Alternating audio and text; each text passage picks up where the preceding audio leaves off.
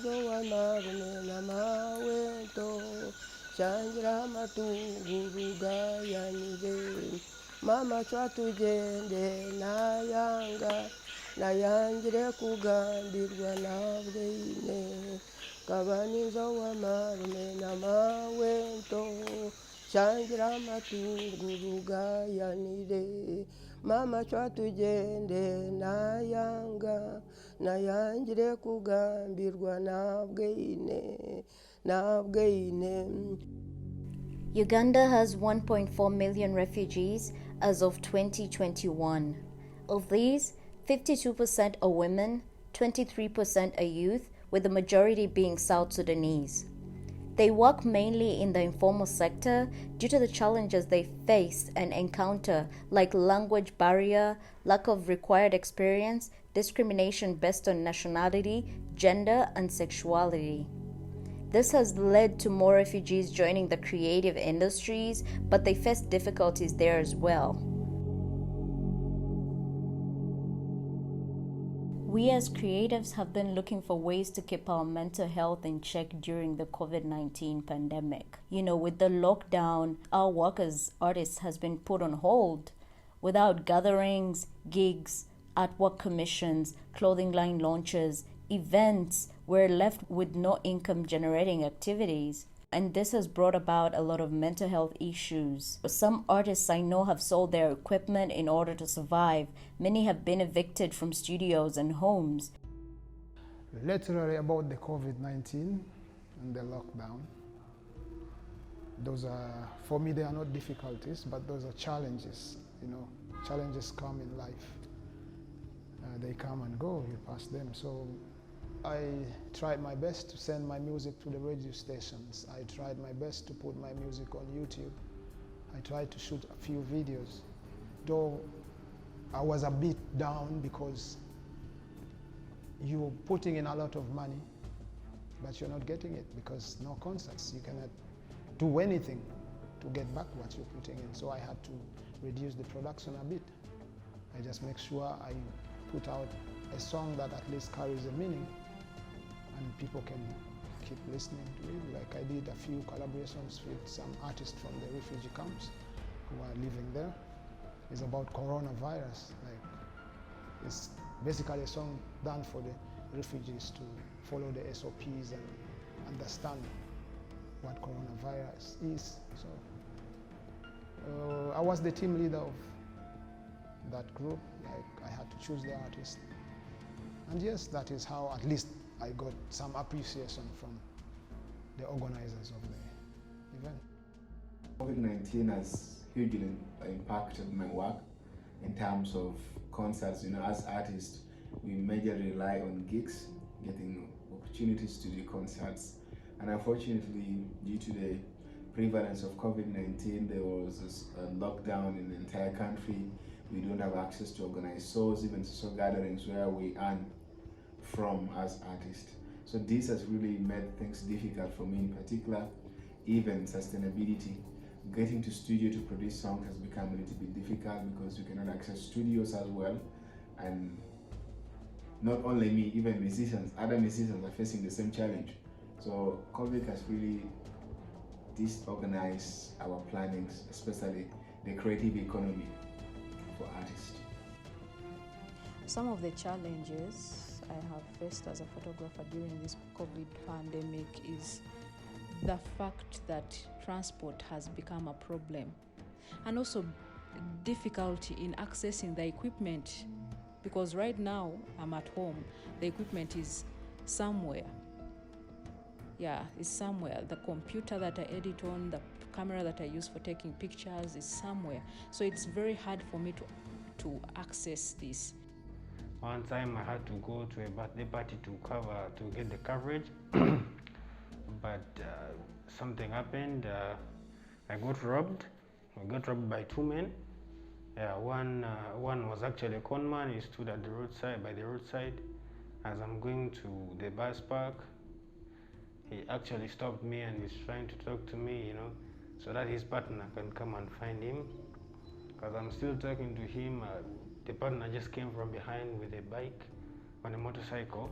He he hit me from the back of my head and he grabbed my bag, which possessed my cameras, phone, and it just took me like to zero. I had to start again. You know, there is a moment I could have died because of there is no food, there is no money. I could buy any food, something. Yeah, those challenges. After the things covered, I'm still in the meanwhile living with my friends right now. There is a time I couldn't even talk, but thanks now I can speak my own.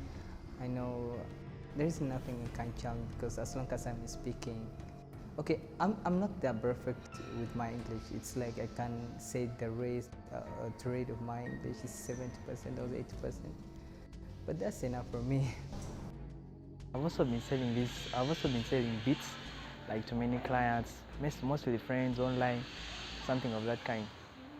So before Corona, I think I was selling it to my closest friends. I call them my closest clients because they usually call me. We meet as in physically, but now when this Corona came in, things became a challenge. Like there was this curfew, so they could not meet me physically. Salam Jama, اسمي سايمون ماركلو. أنا ولد من South Sudan, من جنوب السودان. أنا قاعد في كامبالا هنا. أيانا من COVID-19 ده هذا جينجا.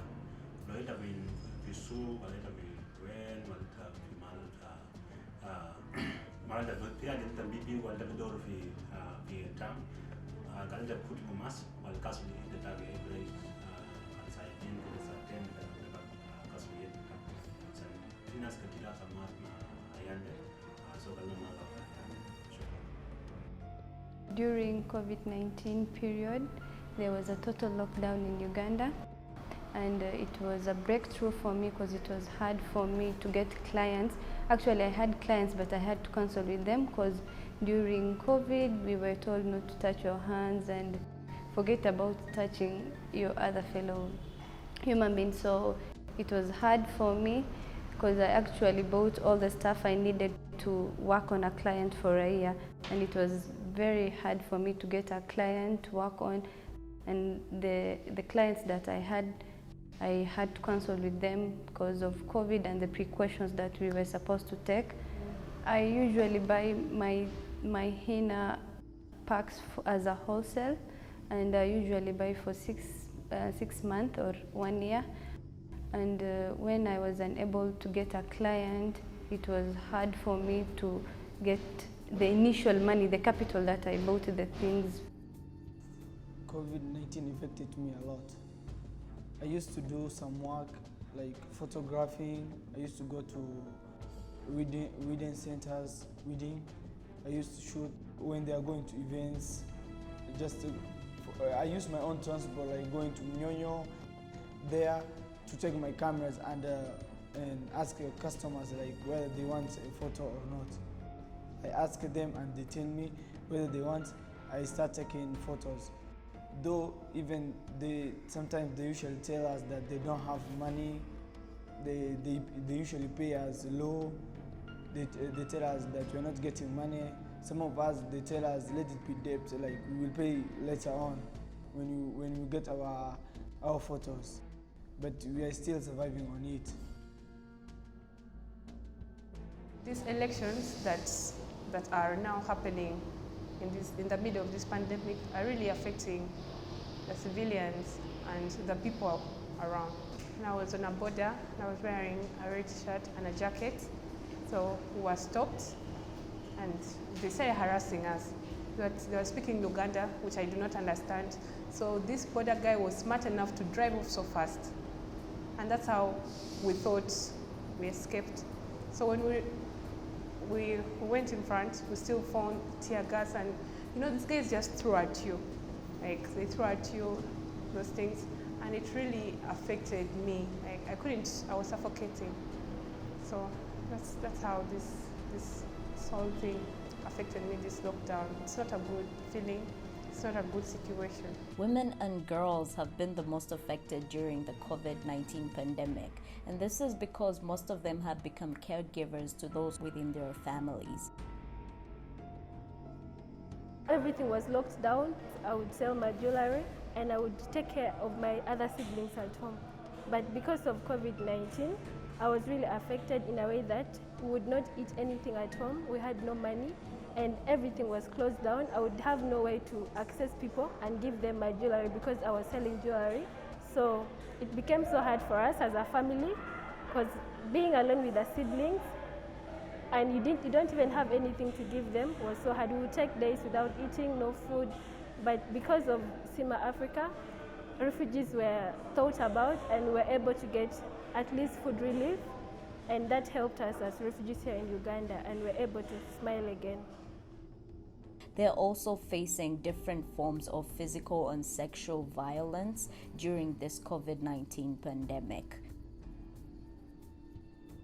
The time of lockdown, things were hard because parents left the camp having this site to support their children in the school, and they believe that going back to receive the food ratio from the camp and coming back to help their children would be better, because education in camp is like wasting of time, because when you send your child to school and when the child come back with a weak result, like the child have done nothing.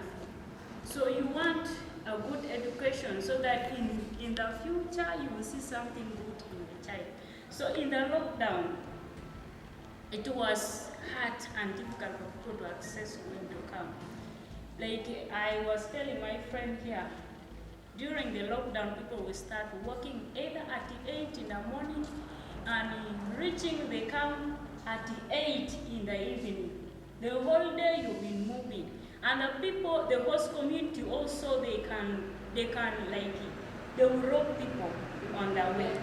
They will take properties from you, either good things that they have seen, and it reached to excess, like they were almost to rape some women walking on their way.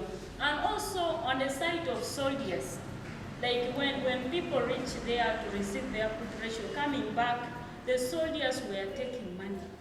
Security people were taking the only money that make you to walk from town going to come and help your children. You find it is already taken on the way. That was the hardest things. You find the women were crying seriously. You find like you were walking, but the sandals are worn off.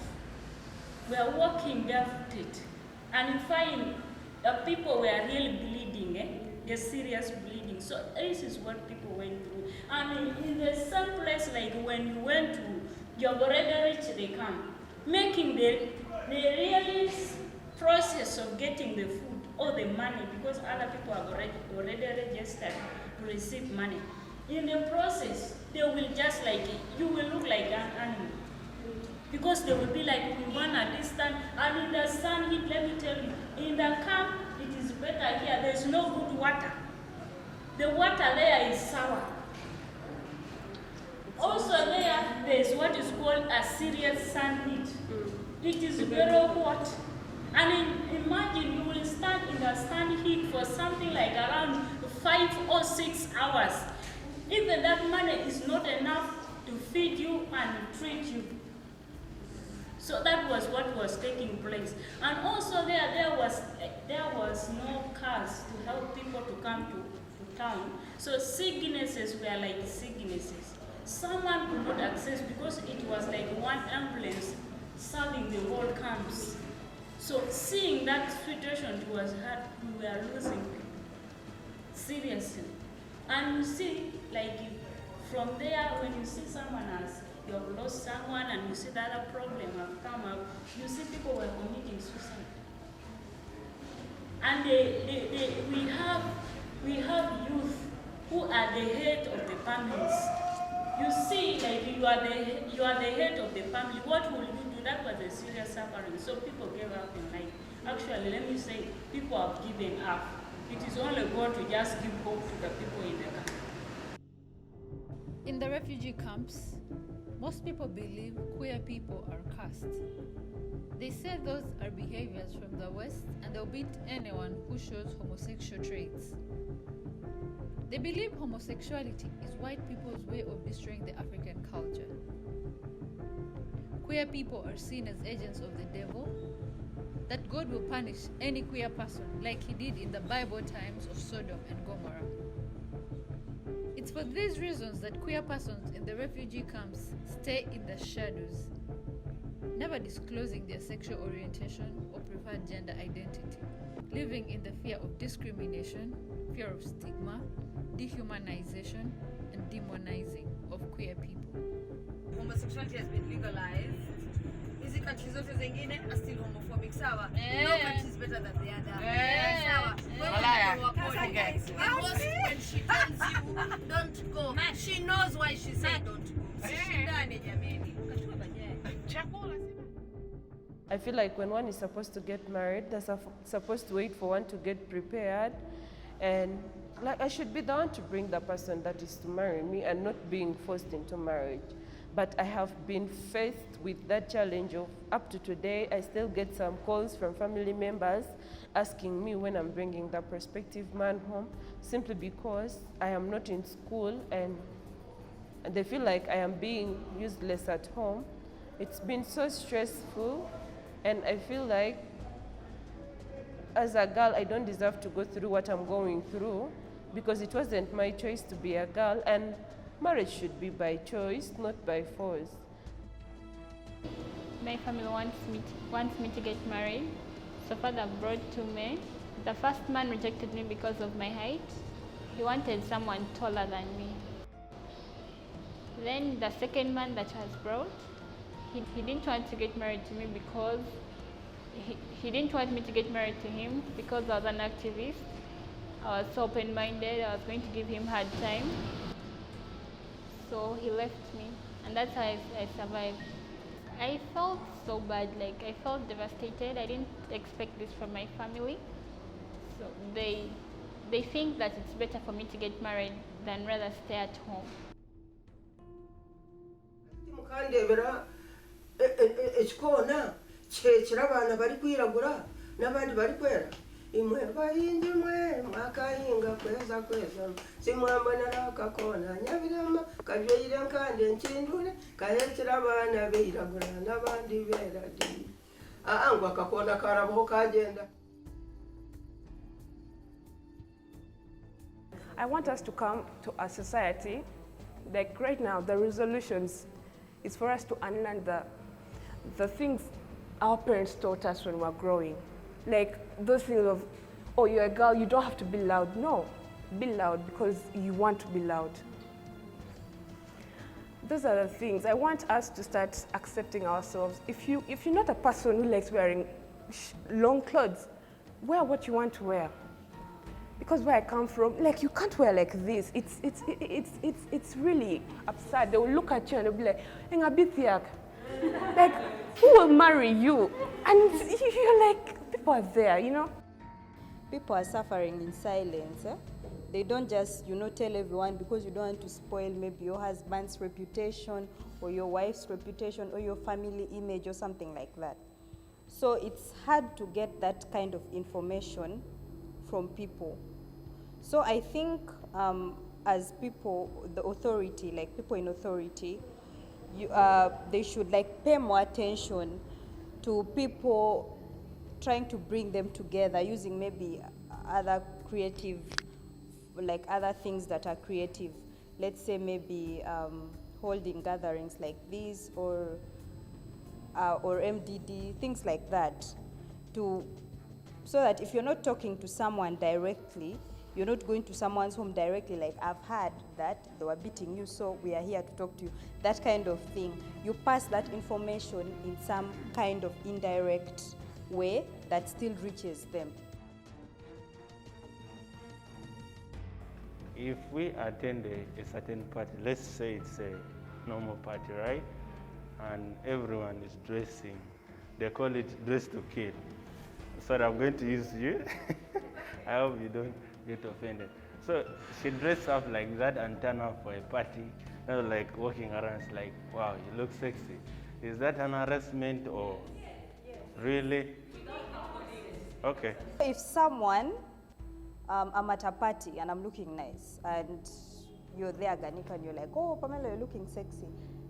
That might not hit me like a stranger in town pulling me and saying, "Size yange, hey, you are looking sexy." Really. So, no. So what I'm trying to say is that the comments coming from a place where you do not expect them to be coming from is a bit violating, because you're there, someone is pulling you, touching you. Just imagine you're walking on, you just minding your own business, walking your things. Someone comes and taps your ass, "Hey, you're sexy," and all that. How would you feel? You feel so dirty. Right now we're seeing there's a lot of backlog, of cases of violence in the police station, There are a lot of statements written, but a few have been reported for further adjudication and all that. So the government should invest more in the police for efficiency, At least if I come and I report a case, that case should at least be heard very fast, Because right now, I think most of us have given up in the police, Those guys in the village, So today, if your wife beats you or your husband beats you, you're going to find out, I cannot go to the police because I'm not going to do anything at the end of the day. The change begins with us. As a girl, me myself, I have some talent that is God-given. Why don't I showcase it? Why don't I do it practically so that I can earn from it? In most cases, we are only talking about like the government should do this and this. The government is already doing their part. But if we are not creative enough to do something that can help you personally, and you just want the government to do it for you, you will keep suffering. So it is very important for us to be creative. If you're good at farming, go for it. If you're good at art, do it. Whatever it is, be creative enough to support yourself, then the rest will be handled.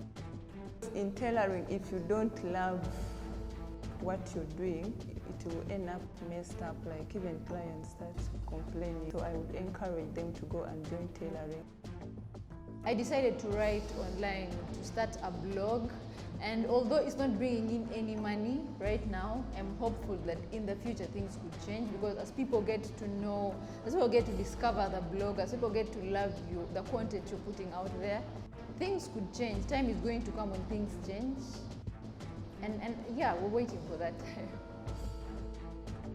Mbwenu okweca navyo nikitwegesa okwiba kikaiba abaana b'abandi mwena aho bayikire bagakwata enyangi ngumugeno hati muzahamurire ngwaza turebe orakizo ndijo kurera akanyangi kazaho kati abana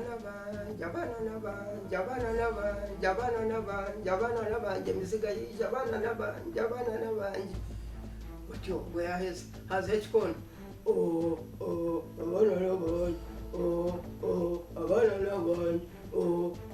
abana n'abanje ngwinganga abana n'abenyangi ngutore enyangi abana bawe ngo umutahe ngo ugende ku rugo ubwo batandukanye nitubaragarukire guturamo undi yatora ogwiye. If I can get material to continue with my artwork, I can concentrate, and also because to me, art is a healing therapy. Like when I do art, like I try to forget like the problems I have, and also the situation like happening in my home country. I met some women who were sitting at the gate of that office. So I greeted them and I continued with my journey, entered inside. And when I came out, I still found the same women seated in the same place. And there was a lot of sunshine. So I asked them, I said, what are you mothers doing here? And then one of them told me that they had gone to seek for help from the OPM to see how they can be given some food because their children were dying of hunger from starving. So I asked them if they were given any response, and they told me that there was no one attending to them. For about 2 minutes we stood outside, and then 2 minutes we stood. I still remain, I was trying to figure out that these are women and they are from the refugee camp. They need some help and it is totally impossible. They even told me that they came walking all the way from where they were staying just to go and seek for some help if they can get some food. So I asked them, now what can I do? That We don't know anything about that. You even look young to help us. That's why we have come to the office. So I collected their numbers and I told them that I'm going to do a campaign. I will talk to some friends and family members. So anyone that will be in position to contribute something, I will buy food and bring to you. There were 3 women and 1 boy. So they told me they came all the way from that side of the West, like going to Old Campbell, and they were walking. And so I decided to give them some money to get a taxi to take them back. So I went back and then I got home, I did a campaign, I talked to some friends and some family members, and then we contributed some money. And after I think about 2 to 3 weeks, I was able to send some friends. I was so occupied that I couldn't go to them, but I sent some friends who bought for them food and the food was taken to them. So I think that is a very great challenge, because it was a time the government of Uganda was supplying food to the nationals, but the refugees were just left hungry. And I saw it a very big challenge during the pandemic and especially during the lockdown. We are a generation of youth coming together to create art, to raise our voices and challenge narratives. We create content that is critical to conversations that are being echoed in homes, in neighborhoods, in streets, in halls of power, and whispered in the dark. We are refugees. We are different. We are trans. We are creatives. We are here to stay. We are here to rise. As a creative, doing videography and photography is the only way I can make money. Due to the lockdown, so many of my gigs and events have been cancelled, and this has costed me a lot of money. I had to post most of my work on internet, but the data rates in Uganda are really very expensive, and this has become a big challenge to me. So after the phase, I hope I'll still get more clients. Due to the lockdown, I've had to adapt to new ways of working in order to survive. I use digital tools like Instagram, Facebook to sell my work. After I post my work, the customers get in touch with me, send a deposit, and pay for delivery of the finished work. The dialogue I had at SIMA Africa helped me to understand the importance of documenting my work online. I also learned how to monetize the social media during the COVID-19 lockdown. Everyone is wearing a mask. Some masks are visible and others are not. Some masks are educational, but others are intentional. Some masks are protective and others are descriptive, but some masks are simply who we are. Being a DJ is mostly a male-dominated industry. Like at work, it's always like you have to just open up, and then they just bring to me, I always felt like they didn't think I was good enough, and I am this open queer person when it comes to my work. Most times the boss did like it, I think, and I would get this attention more than expected. It reached a point where he would like just tell me not to come to work. That was like my only means of making money. It's not easy because some of us don't know how to tone down on who we are. So you don't get to be very, very happy. The means of survival I've been trying to make mixes, and also as a PR I've been trying to like mix music and then like mental health, so I would make mixes and then also I've been making juice, like detox juice for guys. Like I just been like surviving. I mean, of course, the industry has always been male-dominated. And of course, within the industry, there's been the powerful women that have also, shipped in a whole lot of, power to show the infinite energy that the feminine actually represents. And today, when you're talking about the industry, you must understand that the male-dominated ideology and concept that is used to suppress the motherhood, or, because I'm in hip-hop culture, and hip-hop culture is known once again to, be also deemed as a culture that has been used to degrade women, to do all of it, And so at the end of the day, when I look at it, and that's why I've indigenized a lot of my concepts in how did my community begin? Who was the center of my community? The mother was always the center of my community that I come from. And just having that knowledge and that understanding now allows me to share something new within the space where the feminine and the masculine are struggling to come together to find a way to centralize them again. We as an African, we have adapted to so many narratives that keep us going backwards instead of forward. And you know why is that? Because our adaptation is based on colonial set up information strands that have been ingrained in our memory banks to not even recall where we came from, where we started, our languages, who we are. And so when we're talking about these ideas now, I always like to guide people back to, can you remember who was at the center of this beginning? Why is it Mother Earth and now Father Earth? You have to go back to these understandings and allow yourself to literally connect to the influence of the mother and why that word is so powerful in life. Building a creative community is very important in this time. It will help us preserve and document the work that past and present creatives have been sharing. Throughout history, we find that we as Africans cannot trace our roots or find content that speaks to our true heritage. This is why it is very crucial that we embrace new ways of working and use digital tools like social media platforms to help share critical content that tells the true narrative of African creative artists.